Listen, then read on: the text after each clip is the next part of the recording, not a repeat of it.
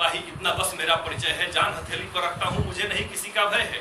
जहां जहां तक उड़े तिरंगा वहां वहां तक घर मेरा है, जब तक ये झंडा ऊंचा है तब तक ऊंचा सर मेरा है। आदरणीय सभापति महोदय, निर्णायक मंडल, मैं उप निरीक्षक नीति सशस्त्र सीमा बल विषयांतर्गत वक्ता विपक्ष। साथियों, यह भारत की वही तपोभूमि है जो दुनिया के 43% आबादी पर राज किया है। और आज एक तरफ आतंकवाद, नक्सलवाद, उग्रवाद, धार्मिक हिंसा और दिन दुगुनी रात चौगुनी बढ़ती इसकी संख्या, और दूसरी ओर हमारे सुरक्षा बल जो अपने जान की बाजी लाकर अपने सीने पर गोली खाकर खुद के मानव अधिकारों की तिलांजलि देकर मानव अधिकारों के संरक्षण हेतु इन आतंकियों से लुहा ले रहे हैं। और जब युद्ध विकल्प नहीं हो, शांति भी संभव नहीं हो, तब तो हमारे विपक्षी साथी कहते हैं कि मानव अधिकारों का सम्मान करते हुए ही सुरक्षा बल बेहतर तरीके से राष्ट्रीय सुरक्षा की चुनौतियों से निपट सकते हैं।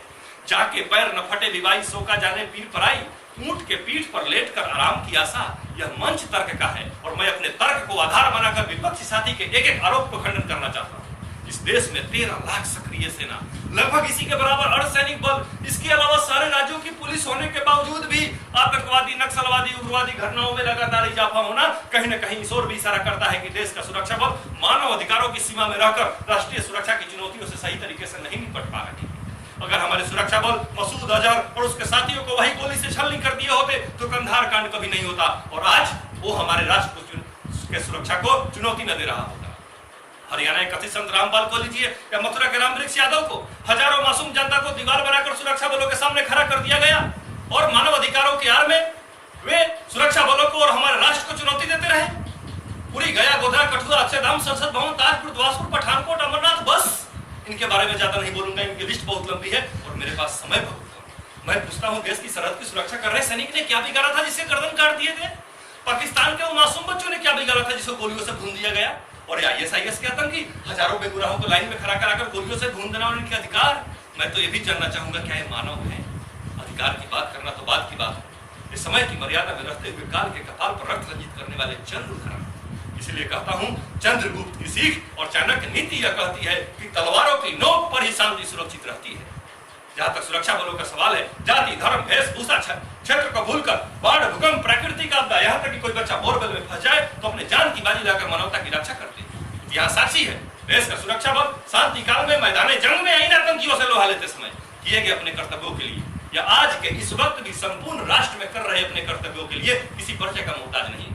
ये वर्दी कानून का राज और मानव सेवा के लिए बना हुआ है।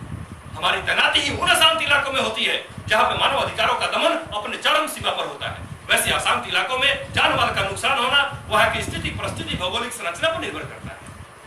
विश्व के पास आज भी मानव अधिकार का सर्वमान्य परिभाषा नहीं है। विश्व के राष्ट्रों ने अपने राष्ट्र हित को ध्यान में रखकर मानव अधिकार को परिभाषित किया है। इस देश में आधी से ज्यादा आबादी के पास शुद्ध पीने का पानी, शिक्षा, स्वास्थ्य, शौचालय का अभाव है। वैसे में हजारों आतंकी और नक्सली जिनके पैनी दांतों से भारत देश लहूलुहान हुआ हो, उन्हें जेलों में पालकर VIP ट्रीटमेंट दिया जा रहा हो, करोड़ों रुपया खर्च किया जा रहा हो, तो एक कतई तर्कसंगत नहीं हो सकता। एक अमेरिका 17,000 किलोमीटर से आकर दूसरे देश की परिधि में घुसकर लादेन को मारकर समुद्र में दफन कर देता है और हमारे यहाँ आतंकी कसाब के लिए जो काम 65 रुपए गोली से हो सकता था, 4 सालों तक पालकर 65 करोड़ रुपया खर्च किया जाता है। पिछले 4 साल के तैनाती के दौरान हमारे खुद के सीने ने तकरीबन कई मरतबा पत्थर खाए हैं और मेरे कानों ने सुने हैं इंडियन डॉग गो बैक काफिर। फिर भी मैं कहता हूं, ये दिल क्या चीज है, हम रूह में उतारेंगे। लेकिन आप भी तो चाहो चाहने वालों की तरह। ये सिर्फ मानव अधिकार के सम्मान का मामला नहीं, ये राष्ट्र की सुरक्षा का मामला भी है। केवल कागजों पर रिपोर्ट बनाने से आतंकवाद, नक्सलवाद समाप्त नहीं होने वाला। एक नक्सलवादी गांव से शुरू हुआ नक्सली समस्या आज आदि भारत को अपने जद में कर चुका है। ये राष्ट्र विरोधी सुरक्षा बलों को निर्दोषों को मारकर, काटकर, चीरकर जिस्म के अंदर बम और बारूद भर देते हैं।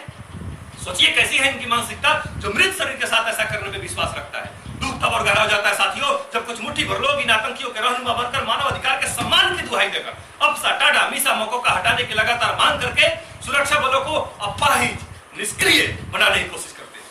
माननीय सर्वोच्च न्यायालय ने एक अहम फैसले में राजस्थान उच्च न्यायालय के फैसले को पलटते हुए कहा कि अगर कानून पर हमला हो, अगर परिवार पर हमला हो तो कानून को हाथ में लिया जा सकता है।